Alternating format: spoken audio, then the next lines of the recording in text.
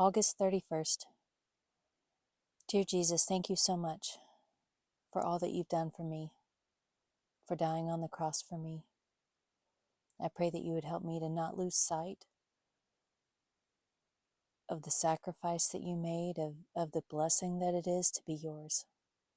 I pray that you would guide me as I read your word, that you would guide my tone, my inflection, that you would help me to bring glory and honor to your word, that you would bless each and every one of us who's seeking to draw near to you, that you would help us to be bold for you, that you would help us to be humble in asking you to search our heart and know our ways. Jesus, please lead us in your way. In your name we pray, amen. Job 37:1 through 39:30. At this also my, Elihu's, heart trembles and leaps from its place. Hear attentively the thunder of his voice and the rumbling that comes from his mouth. He sends it forth under the whole heaven, his lightning to the ends of the earth. After it a voice roars. He thunders with his majestic voice, and he does not restrain them when his voice is heard. God thunders marvelously with his voice. He does great things which we cannot comprehend. For he says to the snow, fall on the earth. Likewise to the gentle rain and the heavy rain of his strength, he seals the hand of every man, that all men may know his work. The beasts go into dens, and remain in their lairs. From the chamber of the south comes the whirlwind, and cold from the scattering winds of the north. By the breath of God ice is given, and the broad waters are frozen. Also with moisture he saturates the thick clouds. He scatters his bright clouds, and they swirl about, being turned by his guidance, that they may do whatever he commands them on the face of the whole earth. He causes it to come, whether for correction, or for his land, or for mercy. Listen to this, O Job. Stand still and consider the wondrous works of God. Do you know when God dispatches them and causes the light of his cloud to shine? Do you know how the clouds are balanced, those wondrous works of him who is perfect in knowledge? Why are your garments hot, when he quiets the earth by the south wind? With him have you spread out the skies, strong as a cast metal mirror? Teach us what we should say to him, for we can prepare nothing because of the darkness. Should he be told that I wish to speak? If a man were to speak, surely he would be swallowed up. Even now men cannot look at the light when it is bright in the skies, when the wind has passed and cleared them. He comes from the north as golden splendor, with God is awesome majesty. As for the Almighty, we cannot find him. He is excellent in power, in judgment and abundant justice. He does not oppress. Therefore men fear him. He shows no partiality to any who are wise of heart. Then the Lord answered Job out of the whirlwind and said, Who is this who darkens counsel by words without knowledge? Now prepare yourself like a man. I will question you, and you shall answer me. Where were you when I laid the foundations of the earth? Tell me, if you have understanding. Who determined its measurements? Surely you know. Or who stretched the line upon it? To what were its foundations fastened?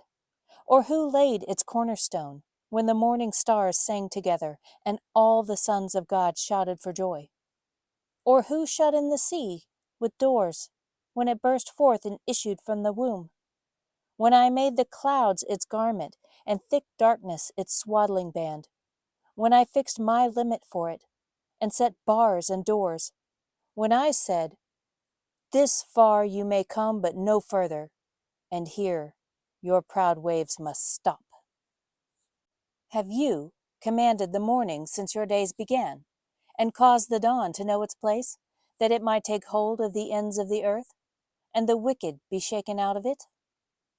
It takes on form like clay under a seal, and stands out like a garment. From the wicked their light is withheld, and the upraised arm is broken. Have you entered the springs of the sea? Or have you walked in search of the depths?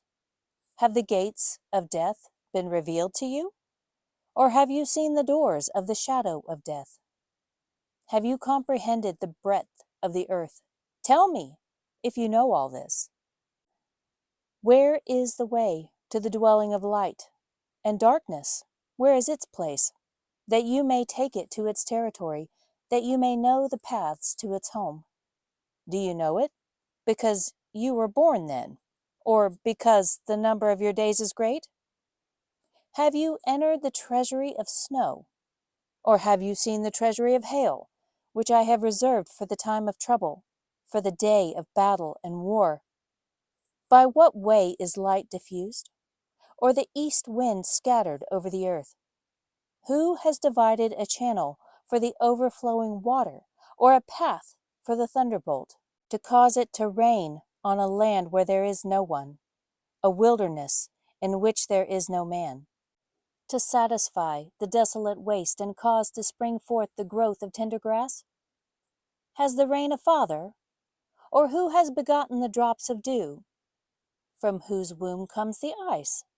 And the frost of heaven, who gives it birth?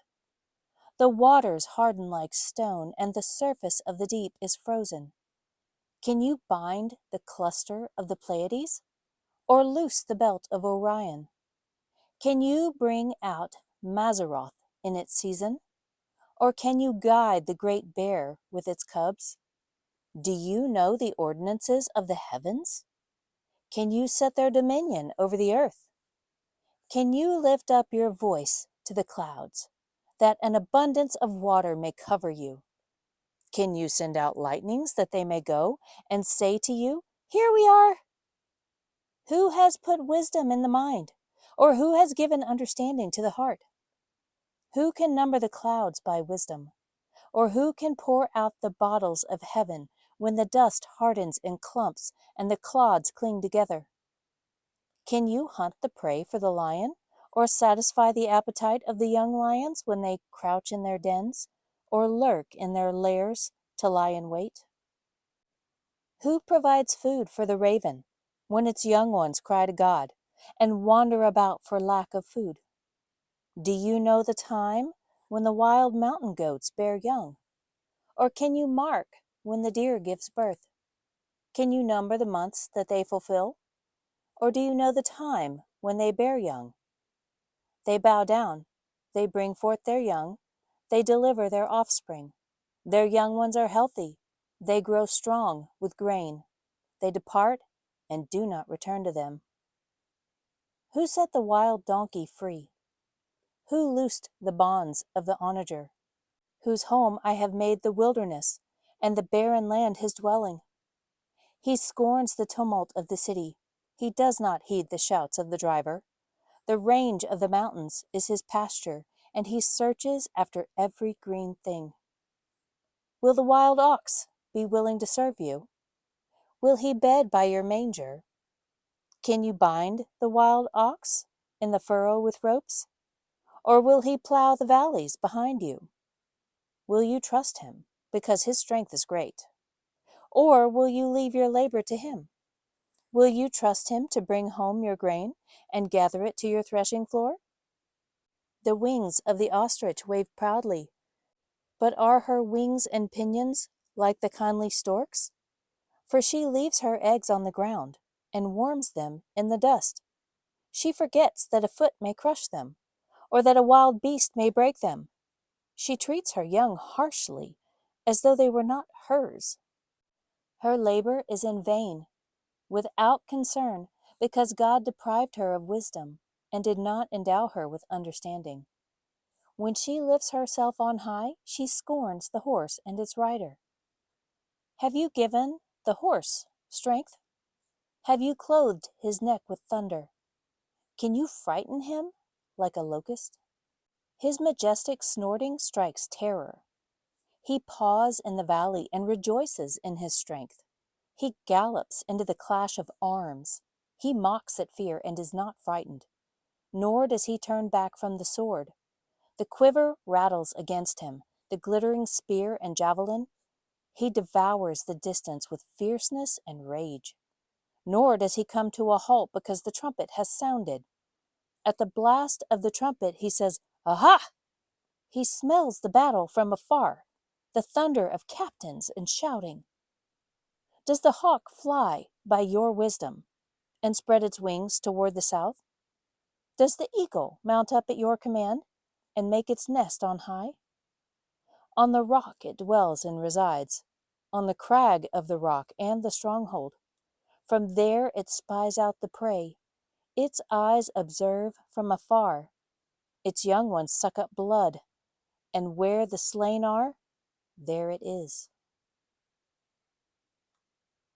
2 Corinthians 4:13 through 5:10. And since we have the same spirit of faith, according to what is written, I believed and therefore I spoke.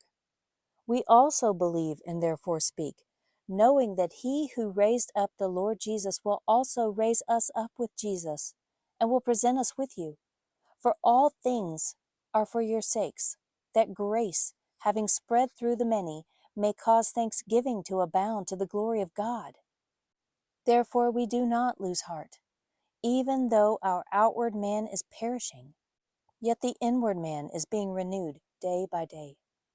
For our light affliction, which is but for a moment, is working for us a far more exceeding and eternal weight of glory, while we do not look at the things which are seen, but at the things which are not seen.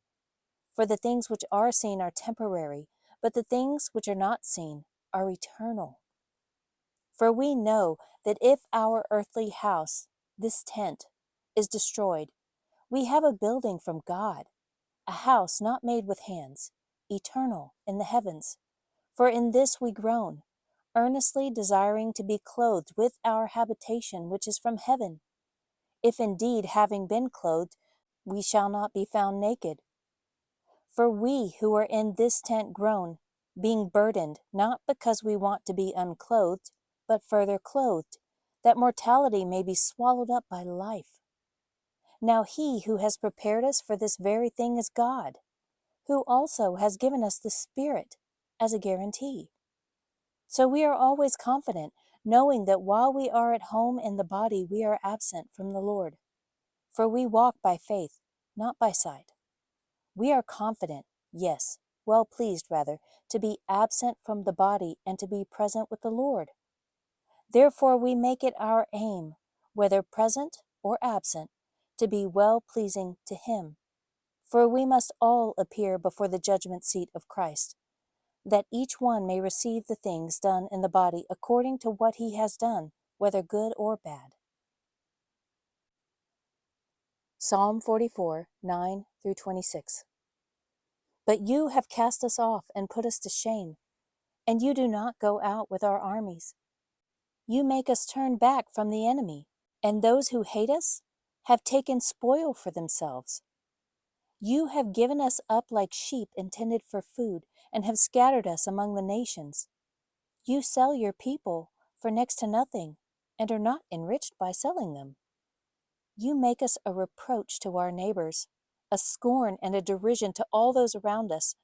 You make us a byword among the nations, a shaking of the head among the peoples. My dishonor is continually before me, and the shame of my face has covered me, because the voice of him who reproaches and reviles, because of the enemy and the avenger. All this will come upon us, but we have not forgotten you, nor have we dwelt falsely with your covenant. Our heart has not turned back, nor have our steps departed from your way.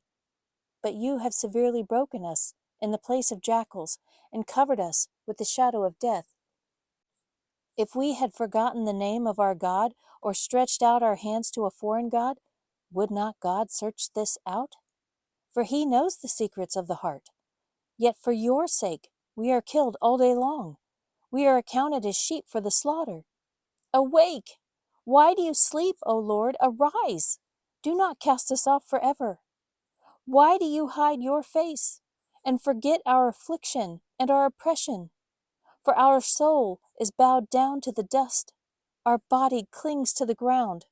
Arise for our help and redeem us for your mercy's sake. Proverbs 22:13. The lazy man says, "There is a lion outside. I shall be slain in the streets." Thank you for joining me as we read Scripture for life. Jesus, I pray that you would help this to be meaningful, to sink in, to help us to understand what we need to understand. Amen.